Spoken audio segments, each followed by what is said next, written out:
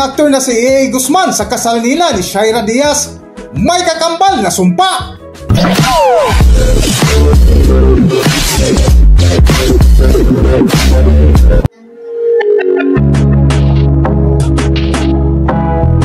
Nitong nagdaang August 14, 2025, naganap ang kasal ng kapuso celebrity couple na sina A.A. Guzman at Shaira Diaz sa St. Benedict Parish, West Grove Heights sa Silang, Cavite. Ngunit maraming kinabahan at naniniwala na ang pag-iyak umano ng groom habang ikinakasal sa kanyang bride ay may kakambal na sumpa. Isa nga sa mga matandang pamahiin sa Pilipinas ay ang pagbabawal sa mga bride na isukat ang wedding gown ilang araw bago ang mismong kasal, na kung saan muling naungkat ang usaping ito matapos umiyak ang kapuso actor na si A.A. Guzman sa mismong araw ng kasal nila ng TV host actress na si Shaira Diaz.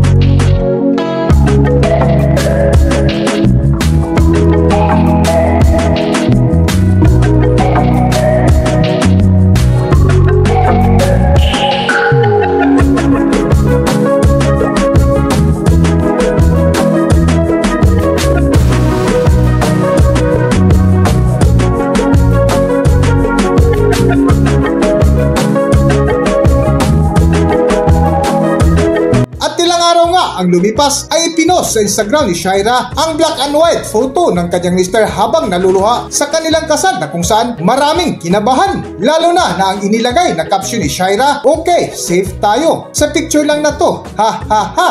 Pero kahit umiyak ka pa batch, alam kong habang buhay tayo," na kung saan marami tuloy na alarma at nagabang kung ano ang kasunod na mga mangyayari. Para sa highlights ng kwento, narito ating panoorin at balikan ang ilan sa mga kaganapan sa kasal ni A.A. Guzman at Shaira Diaz. Narito ang video.